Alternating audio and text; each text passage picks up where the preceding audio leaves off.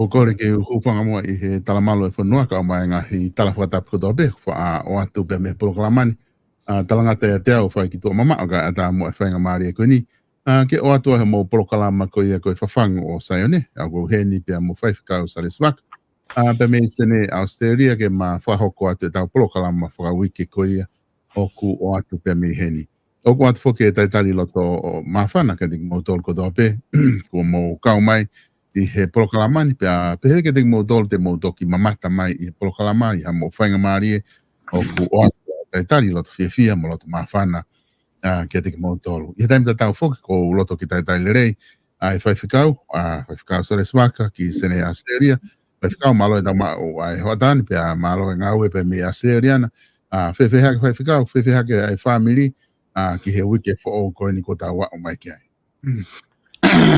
Io malo abito solo per go forfetai lahi ki o tua mafi ai o tua ko tamai pe mo o tua ko alo pe mo no lau mari o matunga ko hi ko ta usia ai wiki fo o goini ko hi ke whakahoko mo whakakato ai proklama nga maheni ko ia o ta fai ai a ko e whawhangu o Saione.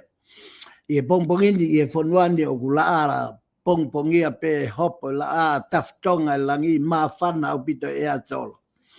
Ai a honi pe a honi o ku whaka ofa au pito a loto sene I a honi I kai ngata he neulo malohi ai la a ma whana ea ka utoeangi iki foki ai matangi o hau mono ea moko ko uhi ko mo ui anatula. Akau mo tangata mo monu manu mo ha fua ngahi mea ko toa I whatupu ai o toa o ko ha muka mai mo talamuka I he pongpongini ai mo ui fo I he funga o e whonua. Ko family mau ke I he abe pe o ku lelei be ai family pe au mau ke whai pe ai whatongi anga maheni I he taimi ko toa pe ko hi ko ngahi polkalama anga maheni. E solo malo apito kau whafoki atu. Malo apito whaiwhikau, malo apito ai whahoko mai, ai tūnga ki ai family pe aku whawhiwhi apito ai taimi o whahoko ai polkalama, mahino o ku I he tōkunga whawhia maari pa mulere apito ai ngā we pe me Australiana pe he whoki ki he family.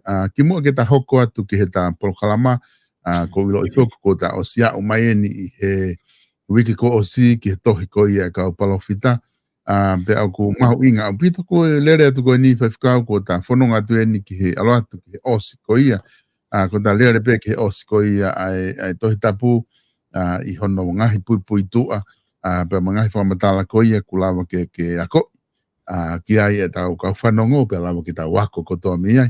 Ka I he konga ulo aki ko loto pe ke o atu pe ke ta ki sio ke tuunga kui ai tau tuunga whapolitikari ko I tonga tau wharearea, mahi no whoki na e whakaawa ai wharearea I he tuapurelulu ko ia o e wiki ko osi, pe lawa ke oskamata wharearea mea neafi, o hokomai ko na o kamata I he ngā ue pe ko e tari e tō wholofola.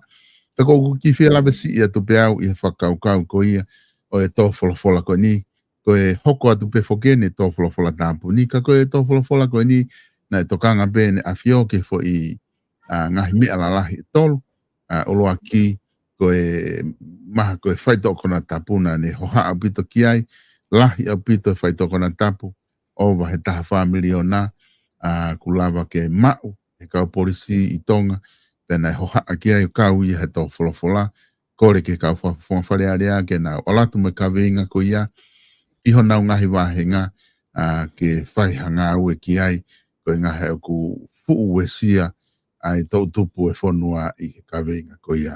Ai a whoki ko e na toki o ngona whoki, ai no mao koe whaitokana tapu I he ngahi mahina atu ko hili, I he panke pure ko ni ku o mai o ngongo me wharearea, ku tuku ki tu ataha ka ngā ue he wharearea, ko e tuku aki I whikau aki pia mo e whaitokana tapu po drugs, ai o ku kei ngā ue ki ai ka polisi ka ku whamalolo I whataimi me ngā ue, ai taha koe ni ka kutau si o tu whaiwhikau, ko ka vengai ni ku mahu inga I ai e na awhio, ka koe ka venga ni ko ne ka pu ia ko ngai fei tu ni ko ke na ka ke tau tu e fai ang pe alwe drugs ia ke ngai fei tu pe hen ngai ko e panke pure ko e fare area ngai fei tu ko ni la la ko ni na kai ke fa hanga kia he tai mi ko o ku hu ki ai drugs pe wa u ke ngai fei tu ko ia ne mafola ka ko ni ko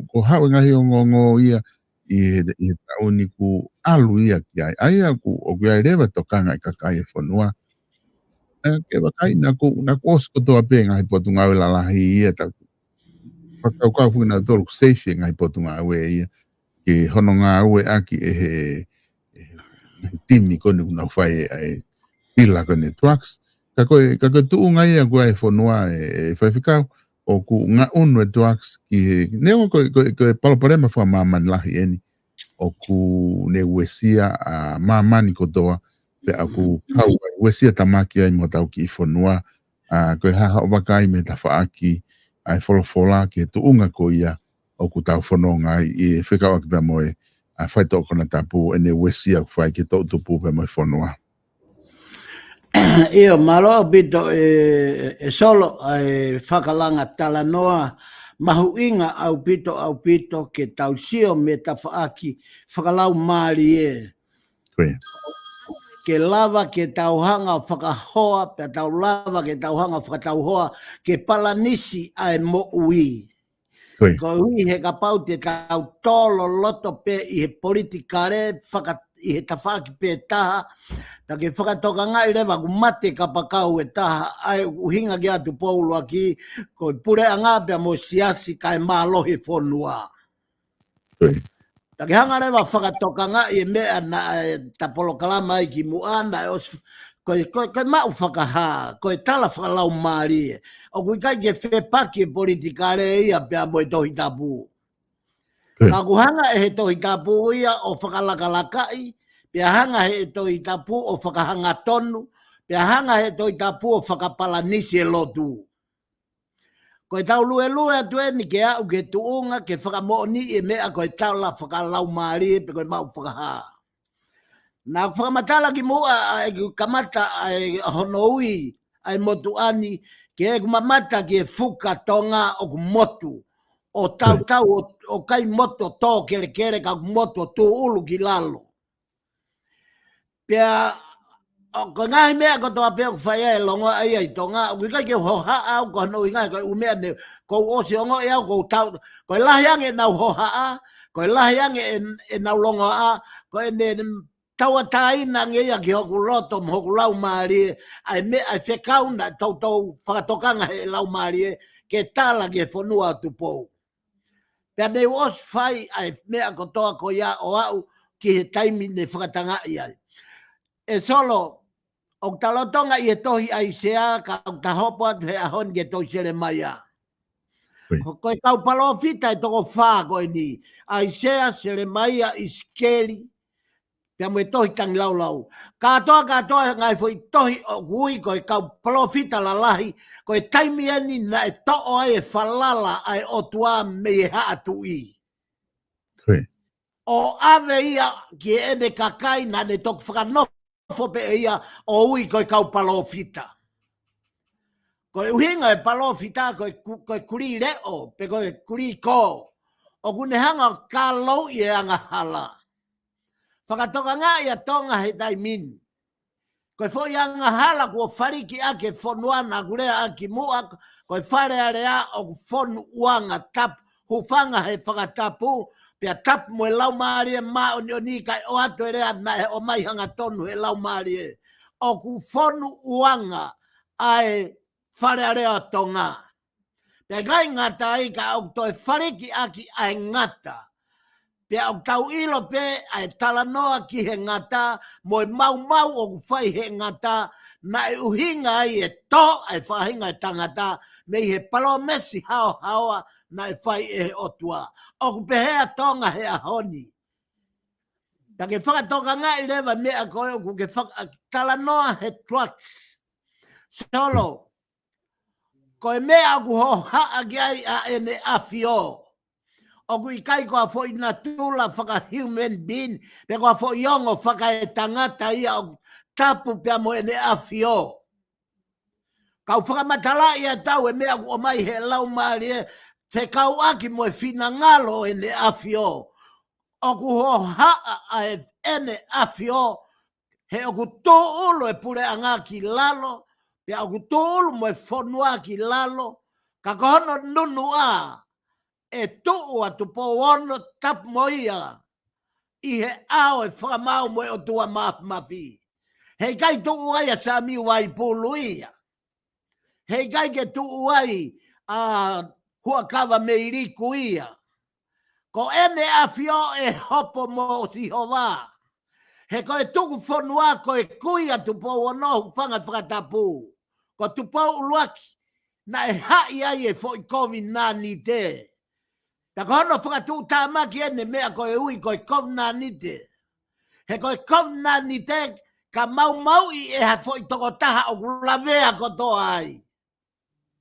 Ko e mau i ko e trucks ko he whonua o kulavea ko toa me whare tu i. Ka ko haite ne fua e fua he tu i. Hufanga e whakatapu ka o atu e lea e mau whakaha. O kui he kai ke fua ia he pare mia. Hei kai ke fua ia he tokon pare mia piko hai ha kau tak maa o lunga. E fua e hene a fio. Te koe ho haa o kui hono fina ngalo o smahino ia ke motuan. O ku ho haa e hene a fio ko e hui. Ko e ngai tautea e loma ki aki a e whonua. He taumai a e loma ki e whonua pe e loma ki e kakai masiwa pe koe kau tila. Kai hao a hene a fio. E kamata e loma ki me hene a fio. Paka hui ngai a tau lea whakatokanga ki tonga. Pe au maoni pe lea ia au whai e he tui. Ko ne pehe pe, ko ne maa pe pure ngā, ko ne maa ia trucks me tonga. Pe ako hono whakatūta maki. Hono whakatūta maki he te kai ke nau ilo e ulu e ngata. Nau tala ko ului feke, ko ului feke, ko ului feke. Te kai, ko e ngata. Ko e ulu e ngata, ko ia o nane hanga whakauha mamani. Te aku taha pe ulu e ngata. Te ako ene whana me au tala ia ke whewhine. Te ako e whewhine ko ia o tala me ai e ngata. O whia mau ia ke whakamau iki, ai whewhine ko ia. Kau whakoki atcholo. Whawhikau, aku mahino o pito ai mape mahu inga o pito whakatala noa ko ia o ko ke whahoko, ku ta whawhelawe i foki ai whakamatala ko ko ke whai, ta me he ta whaaki e wholofola, i he tuunga ko ia hoko taini, mipa me hoha ko ia, i he tau wholofola, i he whirawaki ko ia, pia mo e whaita o kona tapu. Ka ko hinga foki ko e ta taimi whawhikau, ko ilo i pia ku mahino ai whakatala noa ia ma me kawe inga ko ia, ko ke whahoko ko ia, ka ko upehe ke ta hoko atu mua, ke ta polokalama ko i ahoni, ai a foki ko e hange ko e na ku whalangatala noa atu he kamata, na ta osi kamata e polokalama i huike ku osi, ai a ku ta hoko mai i ahoni, ki he tohi ko ia a sele mai ia, pia ko whafoki atu ke ati ko e whaifikau, ke hoko atu ai o whamadala i he tohi ko ia sele mai ia. Io maloa bitsolo no whanga marie, ko hi ka e hoko atu e ta polokalama maheni ko ia, ko hono vete whaka pui o e ngahi pui tua, o e ngahi potohi o e tohi tapu katoa.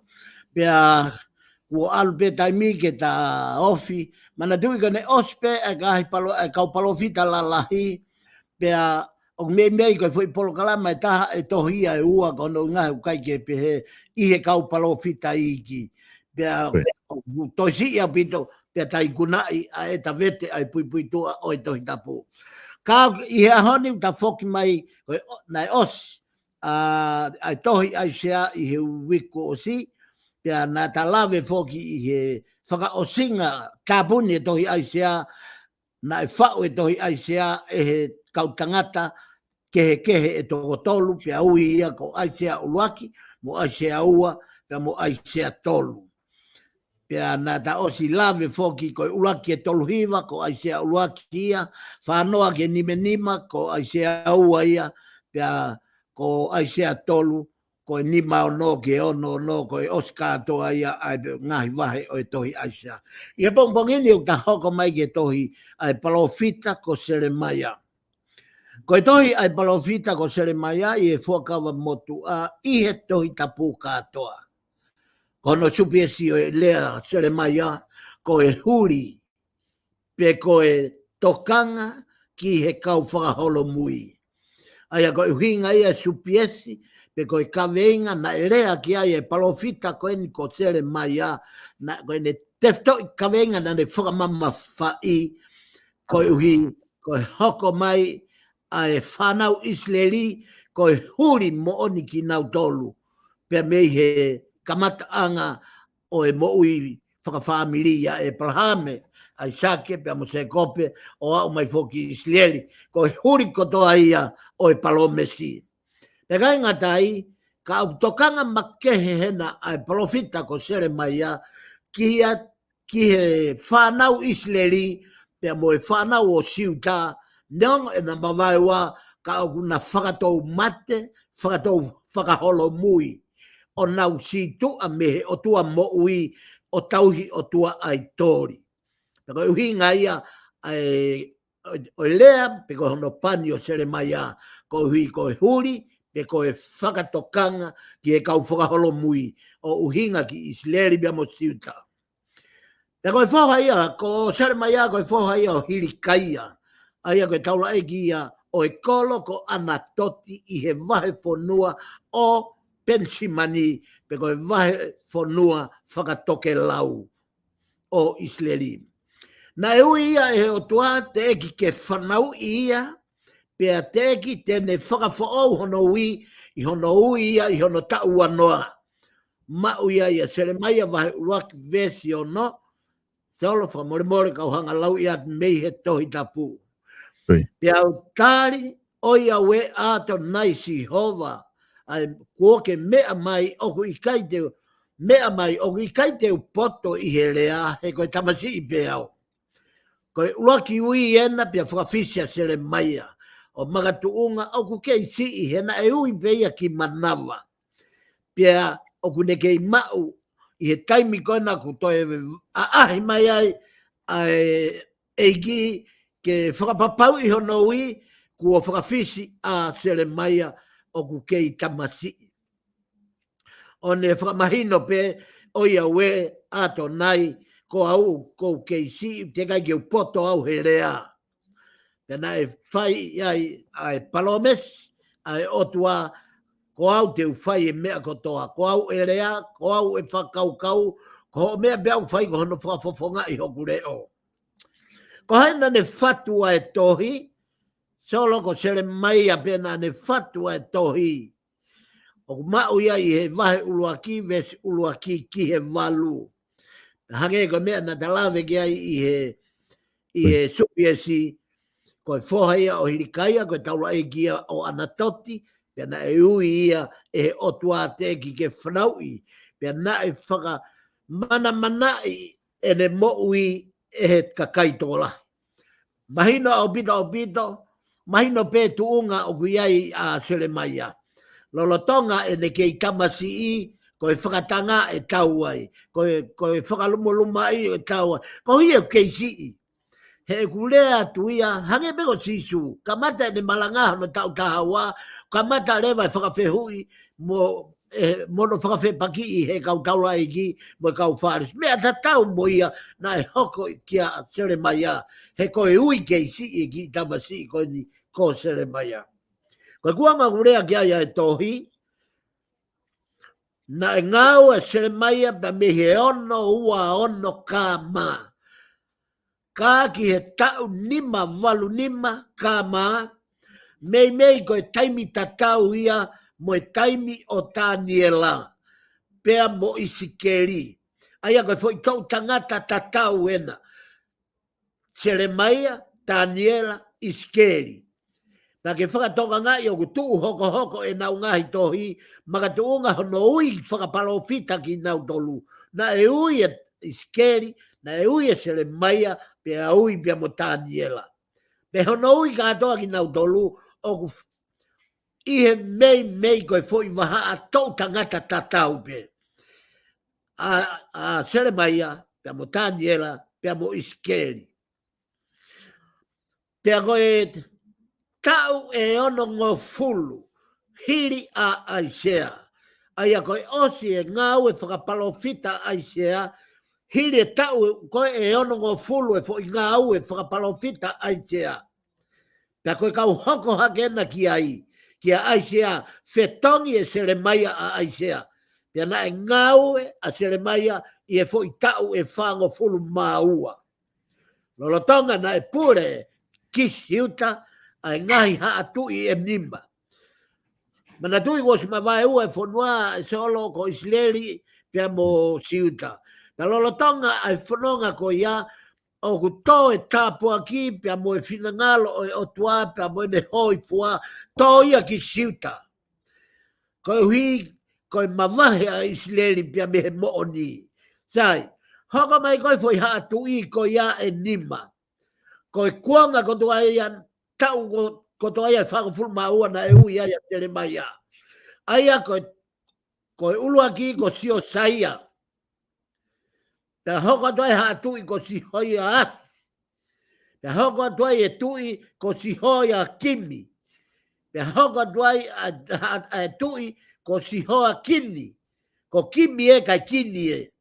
Pea mo se te kaia.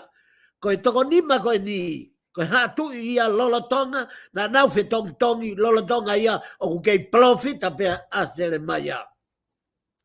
Na e whai maahai ai tohini. Ko e whehui en. Na e whai ai maahai ai tohini. Ko e tariki ai na e whai e Seremaia ai tohini ke ave ki he whanau a siuta o Magatonga. Ko e nau whekau, ko e whekau ke whai ai whinangalo e o toa, ke nau whoke whai whinangalo e o toa, kai e tau tea e ki nau tolu. Pea nai kai ke fu mana koa ai leo whaka Seremaia, leo Seremaia. Magatonga pe ku fu keisi ipe, ka oku vele vela a, pea oku masila a ene lea whakapalofita.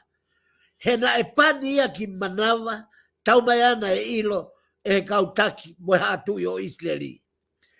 Pea o whamahino hena, ko e palofita ena e kai ke fu mana koa e he kakai o siuta a Seremaia. Ko tohi kau ki ha, aia ko e whehui eni, ko e tohi kau ki he ha. O kure koti a e tohi a Seremaia, ke tala ke kakai ai whamau, tautea ai o tua, pea e kapa ki nau tolu e Papilone, a o au ki Jerusalema. Koe uho ena o e foi tohi, kau ki he ha. Hanga e Seremaia whakamatalai, koe le koti, o ene honoui whakapalofita, pe koe maungai, ka veinga iloa na e ui ai a Seremaia, ko ene tala hanga tonu, ta e toi afe, ta e whakaaringa rei, ko ene ui whakanga tonu ki siuta, e whakamau i ki motol, pe ne mo hopo mo Sihova, pe e tautea i ki motol, pe e ave ki motol, pe e ai ha whanua se te taire, te nau hanga kapa a siuta o ave ki nau tolu, mo Jerusalema, o whakangau e populai. Hoko kotoa a ngahi visone ko ia i he humai a Papilone mo Nebukadneza o tā holoke a e tempare, holoke a te nauhanga o to'o ngahi koloa mahu inga o e tempare o nauhanga o fetuku ki Papilone. Pea i kai ngatai ka koe kau na e kau siu he tokanga ki a te nau tolu e he otua. Na ia e tokanga makehe ai otua ia ki he kāinga koni koe ki he kau Isleri. Aia na e kamata a ki hono ui ki nau tolu koe kau siu hoko mai ki he kau Isleri. I he taimi koe na e whai ai hona ui. Nā ne whakatokanga ai ki he kau siu e ke nau tokanga i ki nau tolu o oua te nau whalala ki ispite. Lolotonga koe ni kua kamata ke malere ai kautake pureanga o siuta o nau waofi nau tolu mo kautake o ispite pe hange nau whanongo ange nau tolu ki ispite ki e whanua koe uhinga nei hou haulahi ai e otua koe awhio i he otua kua malere e nau tui e nau tolu ki e tauhi ai tori ka e nau ria ki a sihova ai a koe otua mo ui ia koe tefto ia ko naki ia na e o mai pia me he tohi a sere mai a. Koe kau whakaholo mui, whakatonga i ange a poini koe ni, ko uhinga ia e fwoi ka venga sere mai a, ko uhi ko hono ui e sere mai a ke toi whakafoki mai, ang nau tolu na e whakaholo mui, whakamoko sia, o au ke nau riaki, pia whakawhepaki e nau tolu a sihova koe o dua mo ui. Aia, na e whai kote oia he kau siu, na e tautea ia i nau tolu aki, a nofo hopoate, i e whanua muri, aia ko Papilone i he tau e fitu ngā fulu. Tau e fitu noa e na o nofo pō pula ai. Pia koe tau tangata ia kua kamata ke whanau ai kau Israeli. Pia i kai ngata ai ka kua kamata ke nau mari pia mo ngai whanua pia mo Papilone. Pia hoko horewa Papilone koe mo ui hawhe kasi ia o i kau Israeli. Tupu ai e nau whanau ko nau wanga ua. Angai Israeli tauhi o tua mo ui, pe nau toi angai ai tori, pia koe makatuunga ia ai mea nai hau lahi na hai o tua, o lea hanga tonu ka sere mai a. Koe taha koe ki o tohi sere mai a, pe koe ngai foi vesi mahu inga lahi taha i e tohi sere mai a. Au haia e vahe tolu vesi taha ua, vahe taha tolu vesi wha, pia i kai ngā taiga vahe taha walu vesi taha. Solo whamormore ka hanga lau i mehe toi tapu, a e whakamooni, o e uho katoa eni, o e master key, pe ko e vest, mahu inga taha, o e tohi sere mai a.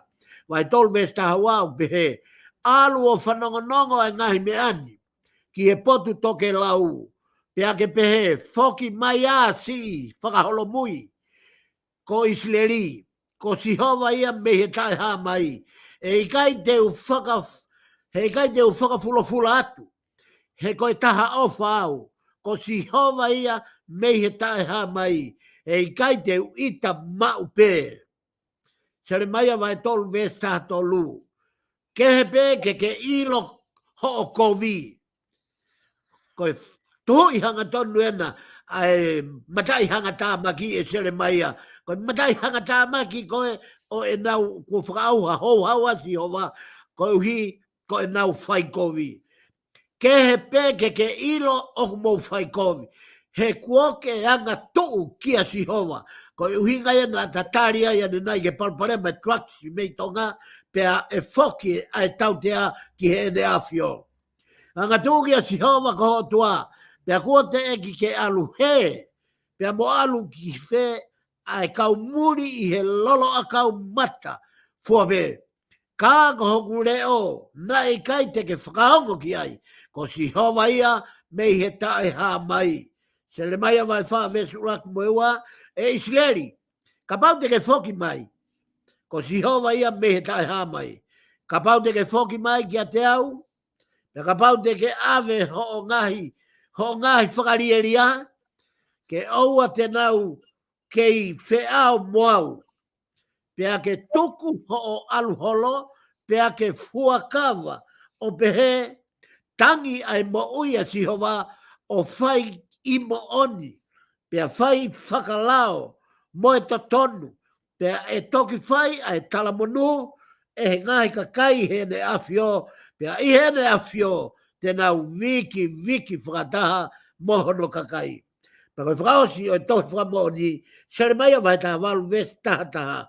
Pea ko eni, lea mua ki e tangata siuta, pea ki e tangata sare mau pe, ko e folfola ene a si hova, wakai o wou tufungai hakovi, ke whai kia dek moutolu, pea wou whau, ha whakakaukau, ke mou kovi ai, e mou whoki, takitaha, pea mi hono hala kovi, o mou ngauhi ke lelei, a mou ngahi alunga, mou ngahi whaianga.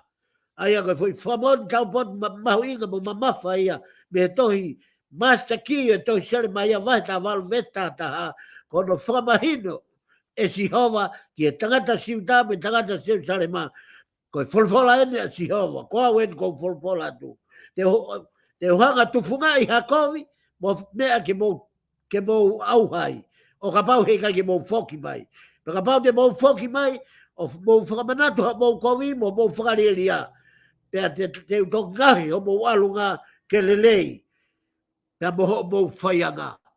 Ko e uhinga ia o e mastaki o e tō Seremaia. Ko e wholea mahuinga o ku ngāwe ake Seremaia, tau he ake Seremaia, ko e riaki, pe kono tuwange, whiunga ma wholea he aki tu o ua whā.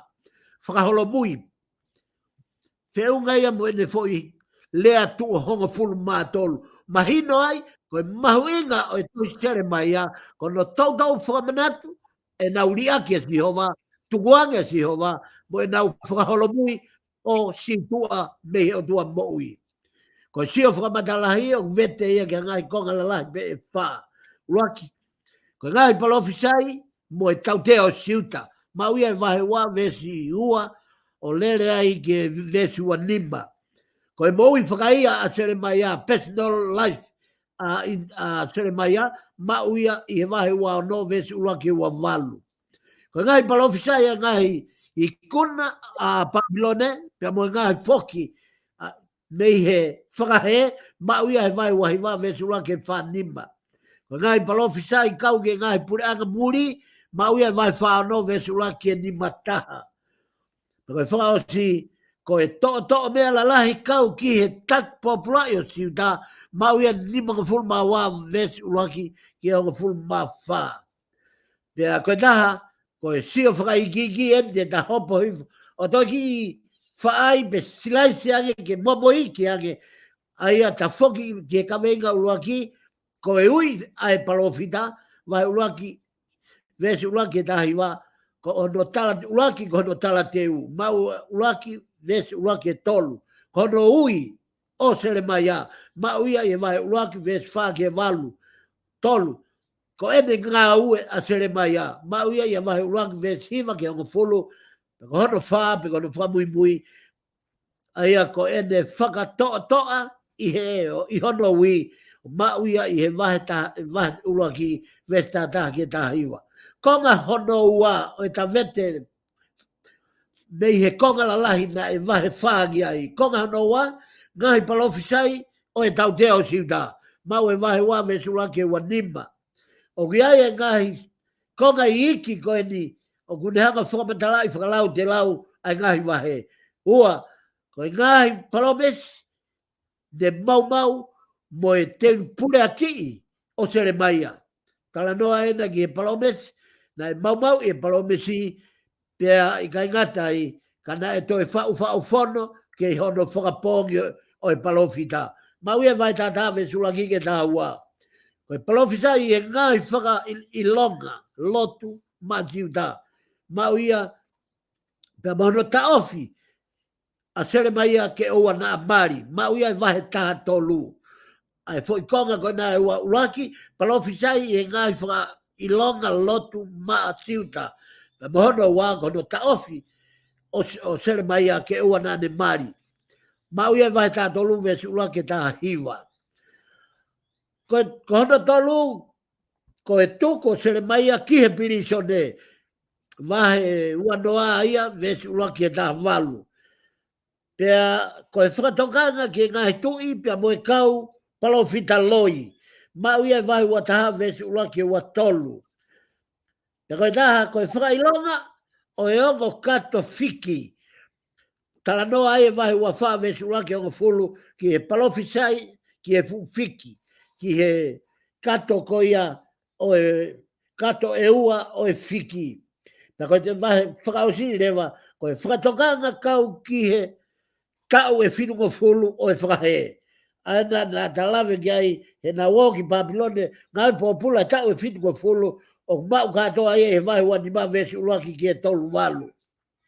Konga no tolu o e vahe lalahi, ko e moui whakaia a Seremaia, vai waun vesi uruaki ua walu. Uruaki, kia ngai poini lalahi ai e tolu. laki. Ko e whakapongi o sere mai e kau taula eki, pia mo e kau palofina loi. Ma uia vai wano ve sulake wa whara. Hono wa, ko e whakailonga o e iu noke, pia mo e pulu pulu. Ma uia vai wa fitu ve sulake ua. Pia hono tolu, hono vai lalahi, o e konga whakaosi, ko e valokia oha palofina loi. Ma uia i he wahi wa ve sulake ke ta fitu. Pero no konga whakaosi, ko e ngahi palofisai, o e ngahi kuna a Papilone, pia mo e foki a e whakahe, mauia i he wahe uahi wā. Ko e tohi a sere maia kau ki e whakahe, hoko atia e wahe uahi wā vesula ke tolua. Ko e ngai palomesi pia mo e toi whotu hake, o e kakai siu, mauia e wahe tolua vesula ke tolnima. Ko e taha ko e ulungia tupu pia me he ngahi anga hala, ai ngahi tui. Kala noa e konga whakaosi, i he vai lalahi ko ena o i slice whaka momo iki, ko hi ko e point whakaosi, ko e ulungia a isleri, pia mo siuta, makatuunga, i he tōtu ai whaianga hala, ai ngahi haa tui e nima, ai na takamata mai aki ai, i he kuonga o sere mai a. Ai ok mau kato e vai tolu whawe suraki ke tolu hiwa. Ngai tu ta maki o toenga e kakai o siuta, pia moe nau holangi ispite. Mau e vai whaango fulu vesu lake wha tolu. Pia e konga whakaosi o e vai lalahi hono wha, ngai palofisai i ispite, mau e wha tolu, vai wha tolu, iskeri, sere mai vai wha tolu vesi walu ki he wha nima. Ko konga hono nima, ko ngai palo meskau ki he ngai pureanga muri, pe ko pureanga ispite. Aia ko uluaki ko kau fristia, ma uia vai fa fitu, ves uluaki e fitu. Ko kau boa pe, vai fa valu, ves uluaki e fa valu. Ko ngai fonua ena, na e taui e siosiwa, te na e taui e isleri na uikunai, aina vai lalai ko ena hono to'o mai ki nau tolo e pui tua. Ko kau fristia, kau boa pe, ko kau itomi a moni siria, hasoa ilami, pe amo Papilone. Katoa ngai fonua muri ko ena, ko ia ena whamatala i mei ke foi vahe taha ki a nau tolo. Fristia vai fa fit vesula ke fitu boape, vai fa valu vesula ke fa fitu.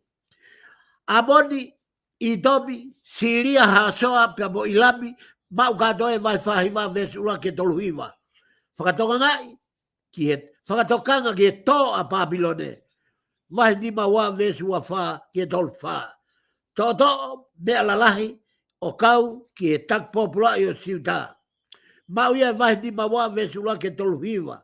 Ko e kapa o Jerusalema pia mo hese kaia. Lolo tonga ena tu ia Hezekia Jerusalema, pea ko hono kapa ena ki nau tolu e Papilone. Ai ak mau ia i he vahe ni maua vesula ke tolu wha. Whauha e tempare, vahe ni maua vestahua ke ua tolu.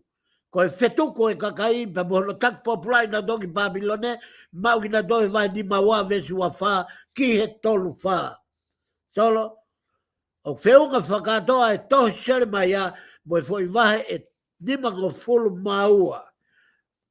Ta koe ngata anga ia o e pui tua, mohono ngahi po tohi, o kutala noa ki ai, whekau aki mo e ngaue, pia mo e taumua ngaue, mo e tefto iui, mo e whakau o e ngahi tohi nai whai, e palofita ko sere mai a, pia koe ne lava kotoa ia.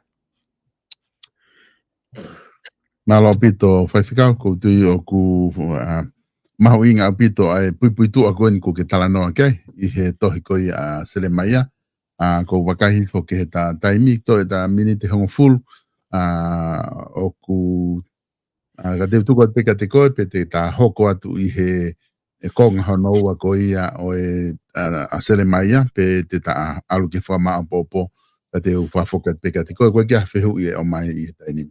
Malo solo pa go tui be o mau inga lahi au pito ke ta lelei foi pe pe mo tohi o kui koe tangi lau a sere mai a. Koi. I he fuakawa motu a, i he tohi tapu katoa. He koe tohi loua koe ni palofita ko sere mai a, mo tangi lau a sere mai a, koe tohi ve a sere mai a. Aia, koe supiasi o e tohi tangi lau a sere mai a, ko hono ngahi mamahi a sere mai a.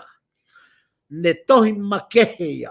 Ua, ko e hingoa o e tohi, na e mau e hingoa o e tohini, me hono riliu, o e fuaka motu agi e lea whakalatina. Aia na e ui, ko e wala keiti. Oku, kamata aki, e he tohini a e tangi, pea moe tengi hia, e Jerusalema, e Seremaia a Jerusalema. Ko e kamata anga e tohi kono tengi hia, e he palofita a Jerusalema. Mana tui koe loi mata eni o e ofa, koe loi mata eni o ene tangi lau koe o kaiko hamamahi, matuunga ia tautea, ka o matuunga tohi tangi lau a tere mai a, ko ene ofa mo oni ki he whonua mo i kakai, ka kai ke mahino ka nau tolu ai, o nau hanga o whakatangai mo tae tari ai uhinga o e tohi. Ko haina ne fatu ai tohini, mahino beia, kai ke toi whawhehu ia, ko e tohina e fatu e sere maia. O bea ni ke heia ko e fatu eni ai toko taha, ke he lolotonga o e kuonga, o e moui a sere maia. Pea o kutupu ai launi, he o ku iai ai ngahi whai kehe. Mahalo mahino bea ai foi konga ia ko ia, o ku iai hani o nau mahaloi, o kui kai ko sere mai a tonna ne whai e tohi, ka koe tangata pe na e mo ui i he kuonga tatau pe, na e mo ui ai a sere mai a. Aia uhinga e nau tukua ki he toko taha kehe, o nau pehe o kui ai e ngahi tō kehe, i he whakamatala ai palofita ko sere mai a, i he nea usia, pia mo e whakamatala ai tohi tangi lau, ki he usia ko ia, ai nau pehe ko na tula e tohi ko ia me he toko taha ke. I he whaunga whatu e tohi ni na pia mo e tohi a sere mai a, ka ne ongo ia o iai pe ai whaitatau i he ngahi konga o lahi au pito i he tangi lau ai tohi ni me ia sere mai a. Ko ia o lahi ange ai tui ko sere mai a pe ia nane whatu a ene tohi ko e ongo tohi ni whakatau osi. Na e whatu e tohi koe ni tangi lau, na e whatu e tohi ni i he nima walu ono ka manga. Mana tui ange solo koe tau na talere mai a sere mai a, na e o talanoa a tohi sere mai a ia ki he kuonga na e whai tohi kuonga o sere mai a, koe ono, ua ono, na ne ke walu, ke nima walu nima. Ta koe ni o una hoko le leibe, pea mo e tohi o e tangi lau a sere mai a. Kai ke, ko e uhinga ia o e tangi lau o e tohi a sere mai a. Ko e mahino eni, ko e palofita ko tangi lau, ko no hingoa ia o e tohi, pe ko haina ne whau, ko sere mai a be, pe kai ngata i ka i he whaunga e tohini, na e mahino pe o gai ki toke ke whautohi, ka oku pehe e he tokolahi, ko e tohi pe ia a sere mai a. Na e whatwa kua e tohini, na e whatu e tohini, e nima waluono ka ma, hiri ange hono kapa mo e tō a Jerusalema i he nima o Babilone. Ko e ospena foi tak populai, holoke tempare, holoke mo e a, ma useini mo ki ai kau skill pe koi kau tau kei ngau o e fonua pe na hanga poke fa malo i na olanga a Babilone pe a magatunga me ai a tohi o ku fa matala e tohi kau ki he ha o matala e tohi no kau ki he o ngoi ai palofita felave i mo no fa auha hono kolo ai a ne o ngoi mahi ene hono fa auha o Jerusalema magatunga ene whakahoko a ene whai ai tohi koe. Whakahai whoki, ta moeanga a hono tuus o e pureanga. Kai whakangafua e otu a ke pure ia e whiri. Koe mea ia tā la whiri ai a e palofitani ka hono uhinga i he taim ka tau be i he ne whalala me ne tui ki hono otu a ko Jehova kua toi hā mai a iwi e te walo i hono ikuna i e Papilone ai whanua ai otu a pe aku hange u confusi ai tokotaha a sere maia hange oku i kai ke whanongo e otu a ki he ne tangi mo e ne toe. Ko ngai foi ko e ki me ko master ki e tohi taglau lau ha beia i tohi taglau lau vai uak vesi uaki ai te ulau i atu me folfola. O ia we si nofori aki ai fefineni. Ai kolona e fonu kakai si ene hoko ko i tau tope. Ai ana e fotu i he ngai pureanga si tokotaha na e fine eiki aki ai ngahi vahe fonua kua ne hoko ko e tari whatongia. Ko e taglau whaofa na e whai e he palofita. Aina master ki ake tohi taglau a ene pehe o ia we a si ili aki o e whewhineni ko ne uhinga ki Seusarema. Mana tui i he tala noa whakapalofita ko Seusarema ko e whewhine taane ia he laua Solomone. Pea ko e ne taane ko e uhinga na hoko mai a kalaisi ke taane mono siasi aia ko e ne uhinga ki Seusarema. Ta ko e ne tangi ena mo o ia wea palofita. O ia wea si li aki e whewhineni ai kolo kua fonu kakai. Ko e fu kolo na e mana koa pea fonu kakai he taimi ko toa pe i he tau moriliwa mamani ki he fonua. Ko e fonua ai otua ai kua li e kina pea lala hono whauha e Papilone. Pea ne whai ai taglau gana si e ne hoko ko i witou. I kai ngata i he ne whakaofa, i he ne i honori aki ia e he otua ka kua toi hoko witou tofu pe. Aia kua fotu i he ngahi pureanga, kua hoko i ngahi pureanga ke nau mātuku kai ke nau toi fie ahia a e pureanga ko ia ko a Seusarema magatuunga i hono manakoa ia ko i whanua ai otua. Pai si tokotaha na i whine eiki aki ai ngahi wahi whanua. Hange tua Seusarema hafa e ki he ngahi pureanga ko toa mamani. Ko mea ko toa pe ke na wau ki Seusarema pea toki lau ai honau taumua ngā ue. Pea peherewa e sere maia kua ne hoko ko e tari whatongia. Ai fu whanua, mo fu wahe whanua na e hoko ko e whae fita ia ai ngahi pureanga mamani kua si hoko ko e whanua tari whatongia. Ko e nau mea ku whai ko e whakaongongi ki Papilone. Ke whanua o e kausentaire. Ko e uhinga ia. Ko e ngai whailea mahu inga, ko e teunga, ko e liaki o Seusarema. Ko e liaki o Saione. Ko e sio whakalomu kufua, ko e tuku ke auha mo toutou noa a Seusarema. Mauia ia tangi laulau vahe uloak vesi uloak ke ua. Ko e tangi laulau hono ua. Ko e uhinga ai hou ai e ki he kolo. Whakamoni tanglaulau wahe ua vesi uloaki ki hene osi. Katoa e foi sio whakaluku fua koe na. Koe ngai foi tanglaulau katoa. Pea koe uhinga ia kui e tohi tanglaulau. Aia koe foi tanglaulau hena e nima.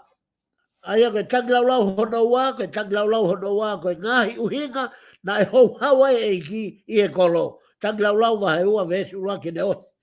Tanglaulau hono tolu, koe mamahi, ai pureanga i he ene manatu ki e ngahi mesi, pea mo e ngahi tala ofa ai otua. Ma uia ia tanglaulau wahe tolu vesi uloaki o nono. Koe tanglaulau hono wha, koe whaike kehe o e lahi mo e langi o Seusarema.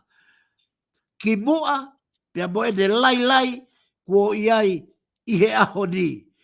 Koe more, koe kehe o ki mua mo e ahoni. Ki mua na e whakaofa mo holoi taunga. mo whakaholo si o anga. A honi kua au ke lai tai aonga pea o whakakuihu a mamani ki he whanua oi otua. Ma uia ia taglau ai wha vesu lake ua. Taglau whakao si. Aia, ko uhinga ia e tohi taglau a sele mai a. Taglau whakao si, ko hono ni ma, ko e whakatau wholofola ai whanua, pe ko e pure angaki e ki, ke mana tua mua ki nau tolu mo nau tu tāmaki, pe toi whoki mai o tua o whaitoko nia ki nau tolu. Ma uia taglau vai nima, vesi ulaki he ua. Ko e tohi ai palofit, aia ko ne katoa ia o e tohi taglau a sele mai a. Ta ko ne katoa ia o tohi sele mai a, tohi taglau, ko ne katoa ia no pui tua ko talawai i he a honi pea ko ne osia a e tohi sele mai a. Palofita ko sele mai a moi konga o no mahe ulake nima e ne taglau ko ne katoa ia pui tua e tohi sele mai a. Ka fofoke a tiola? Malo bito whaiwhikau, o ku whawhiawhia, ko ngā kulawa kakato, ai to he se mai ia, pe mo e tangi lau. Whaiwhikau, ka te o atu e whainga mari e koe ni, ke te whahoko e ta whama apopo, ki mua ki te ki māwai po whama. E, malo bito e solo, pea ko whawhitai lahi ki o tua mawhi, ko uhi ka... Ia i mea ko loto ke ta whama op aki, ko e whanki i whama op whakahistoria pe en. Pea o mahu inga au pito ke tuange i he eta polo kalama, ai mahu inga o ea usia, pe ko e whakamoo ni. Pea o ko whia lave i he whama op e aho ni, e solo ki he siasi, na e whakotuu i he noate o Australia, pia na e ui e siasi ko ia ko e Tongan Uniting Church in Australia. Pia ko e siasi ko ni, na e whakotuu ia e ahongo fulu o Novema i he taha hiwa fitu hiwa. E solo ko e lolotonga e ku hono ui e ki ke ua mai ki he whonuani na ku tuota mai i he aho pure lulu, pia i he sāpate ko ia na ku alu o maulotu i he ki whalotu. Nā ku whetaulaki ai pia me tangata eiki, na e whiunga me tau e whātolu. A e ne ngau e whakamisinare i tonga ai aku i loa i he seasu wesi rea nā ko Cecil Quipu. Pea mahono hoa ko Isabella, Catherine. Nā ku whetaulaki mai tangata ko e ni i he hoa lot pong sa pate, pea i he maulululu, pea ne mea mai o tala mai, alu foki tua he tua whailotu, pea mau whakaholo atu, o ne o vale foki au, i he nerea whakatonga mai o pe mai malo e lelei, pau pe atu. Io malo e lelei pane pe mai koe tonga koe pau pe atu io koe tonga o pendera mai ki tatali mai hena ka o rewa ke u whiloaki mo toinga siasi. O se whiloaki mo toinga siasi pe a haurewa o ne pe mai ka te au tao ki api o hipu ti. Pe a mama e ke ne ki kā kulo kula te tsan ki kā fo ou. Pe haurewa ia tangata i ki o whakawa i matapā koe o mana pāke u heka atu ai, pa u heka atu rewa ki loto, pe atakai haka u heka, whakauri pa malere atu kono api. Malere ia kono api, pe a koe mahu atu, taut mai hono hoa, pe a koe pe mai hono hoa, mea maloe lelei, pa koe pe atu io maloe lelei, pe a pe mai tangata i ki tau ki hoko ofisi, kua e mea ko tokanga ki ai, pa maatu kono ofisi, o kufono e ngahi tā kehe ai.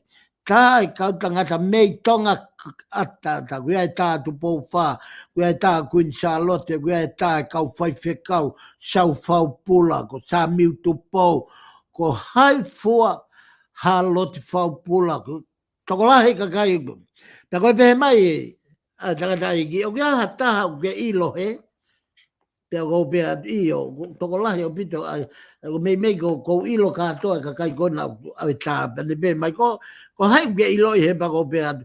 Ko me ke to lahi ko na ko family. He ge ta sau pula ge ta o amanaki havea ge no. Ta ge ta he le na ne fai ko ne pe mai o ko ma ko I ko tangata ta tonu ko o me he ki I taimi ta tonu feitu ta tonu. Pea koe ne rea bena ne be mai. Te ke lava o ta I ai fu tunga I akau. Pea koe utari io te lava. Ka kuaha toki. Pea u eke a tau e toki. Uhinga au ke toki ta akau. Pea tuha ke tangata I ki koe foi sheriff no ulu. O ne toho I mai toi tapu whakapitania. Toi tapu whakapalangi. Koe ngai fu toi tapu lalahi.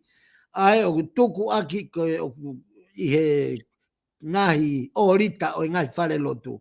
O ne hanga tohoi mai e toi tapu, pa koe kuala tu koe o puke toi tapu, pe ne whai ai hoku whakanofo.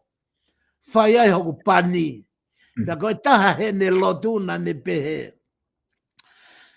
E o tua, o kou humaki atu, ai toko taha ko e ni. Ke ne hanga o whakamoui a ho kosperi. Koe ne lotu ia. Pea lotu rewa ia ulua korinto vahe ulua ki vesi ua ono, ua nima, ua pitu. Pea ke mea ngawe a ke vare ke ne whakamai e poto. Pea ke mea ngawe a ki ai vai ke ne whakamai e malohi. Pea whai ate ne lotu ana, pea os, pea e men, pea ne toi toa e toi tapu o hiri ki hon. Pea koe ne rea, pea koe ne taut koe ki lalo pa ne be mai saresi, fotu e siasi. Pea koe siasi na e fua whokotu I sene. Koe siasi o kui koe Tongan Uniting Church in Australia. Koe siasi a koe nei fotu ai. Siasi koe iau tolahi au pito, whonu au pito si e whai lotu. O si mau ho nau nofoanga, o si whaki I he kaupalangi ki a nau tolo ai holo, whaki api whakawhai whekau, o ange moi whare lotu, moi kere ko toa mai kautonga. Pea ku lolo tonga tau whetongi ai kau whai whekau tonga he daimin. Koe siasi koe ia, koe whotu ia e motu ani, pea mo Cecil Kuipolo. Pea koe siasi ia na kamata e evangelio, ke u whotu takai e ngahi siasi e valu, pea monuka e ua kai mo ui e ono. Pea koe taha ia he lea na e whai whekau ka te au. Te ke evangelio mai ka kaitonga. Te ke evangelio mai ka kaitonga. Kai ke, ko huinga tala noa ki ai e solo, I he mahu inga, pea whotu rewa siasi, ko ia. Pea ko hono ki pui tu a te o atu I he taimin, ko hono inga, ko whotu ko ia, ko ulaki fua whai hiva ia na e whotu ake ki siasi. Aia, ko ulaki se tuata, ko hereti, me tui sela. Pea utokoni, manatui, na ui e nau tolu au ke se tuata pe, o kamata. Kana kai ke loto ki ai he kai ko kui o ke walo tautu I sias, he ko hi ko move from place to place. Pea nā kutari lewa ke hoko koe tokoni, ka hoko hereti me tui sela, ko lua se tuata ia. Hoko mai ai se tuata, hoko mai a lopeti, whaupula, hoko mai a sione waka. Pea hoko mai rewa whaifkau, osi mai a halot whaupula me se saute o Australia, o hao lere aki I mai ai e siasiko ia. Ko kau whahiwa, ko Daniela Ofa, me fua a motu, pea hoko ai tangata ko sina, me hihifo, pea mo sione tala, pea me veidongo. Ko e sekai tari, ko e tahini fua mot pena e oange pe e au ki ai kene kamata sekai tari, ko Sela Smith, pea hoko ki ai a sione tala, ko ia na ne taki he pot ngā talvo. Ko e tawi pāngā, na e mauia he pefine, uloak fotu pesi asi ko kato. Pea hoko ke pefine ko Tayana, pea tok whika tolu ki a Sela Smith. Ko ia pia me he siasi. Ko whakafonga, uloki whakafonga konferenisi e tau tahiwa fitu hiwa. Me he ki siasi fo ona e tok fotu ko motu ani. Ko ana ko aluatu na whai ai konferenisi ko ia I wawau, pia na ko aluatu o whakafonga I ko fuafua, whakafonga konferenisi ia. Me he siasi wesi le anaya, me siasi United ngi, ai he tahiwa fitu hiwa, ko ana ko aluatu o whakafonga I. Pea koe katoanga o siuperi siriva, o ngau e whakawhaiwhekau ai tangata e gia gripolo na e katoanga ia lolatonga o kou heni o whai ai katoanga ko ia pea moe se tuata ko heret medu sela. Koe kakai ena nau kamata a tau whetongi mai o malanga he kisiasi. Uloagi ko Reverend Dr. Amanaki Havea. Ua ko Dr. Reverend Hulhola Maunga Loa. Tolu ko Reverend Lopet Taufa. Wha ko Reverend Dr. Sione Latu Kefu. Nima ko Reverend Senturi Koloi. Ono ko Reverend Savinata Mahe. Fitu ko Lisiate Prescotti.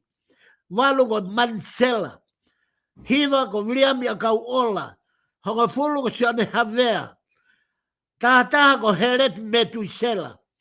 Tahaua ko Maletina Meduisela. Tahatolu ko Daniela Ofa. Tahawha ko David Fina Uwaka.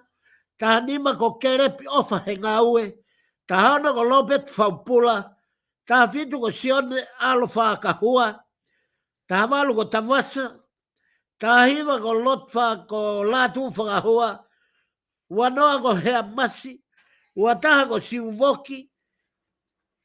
Waua ko Ofa. Ko nau tolu koto a eni na nau mui mai. Ko kau whakatu siasi. Whakatu ai ngāwe o kamata ai movete ai siasi.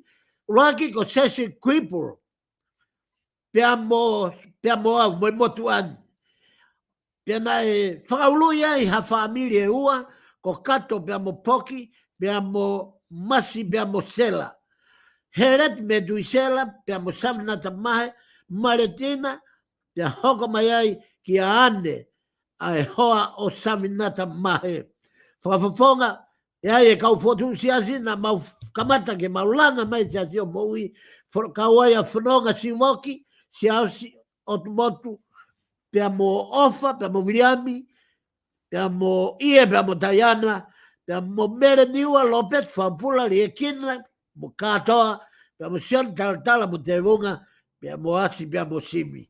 Koe kato ai e kakai na nau tuo sapoti ai ngau e koia koe fotu e siasi koia pia kua tangata e siasi pia kua fono e siasi pia kua whaiwhekau e mei toko whae ni kau whaiwhekau kua nau tauwhetongi i e siasi solo koe siasi koia koe maka maire ia o e fotu o e ngau e me he motu ani kei mau e whainga maari e kei ngau e whakalau maari i he toi tapu. Solo koe kato a peia, o e whama o proklama e honi, pia ko whamalo at ka motol ko toa pe, mo wafea e te pili whakalau maari e honi.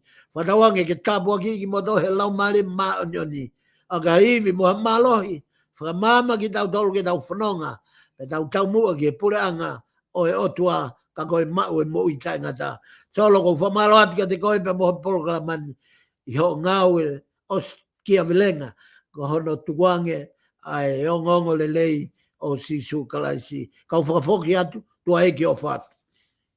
Mahalo pito, whaiwhikau whamalo lahi atu I he lava koia ai proklama o e ahoni, pepe he whoki ke whamaa popo ki he roksiasi koia na e whotu, I ho ngau e whaka evangelio I Australia, pe whamaa whana pito ai whanongo ki he talaloto ko ke whahoko, whamalo atu ka tiki modol ko tō pēkainga ko mo mui mai I he proklamani o whango saione pa mo e whaafe mo te mea mai pē I he taim tatau o wike kahau ki tā proklamai ka mo mea. Malo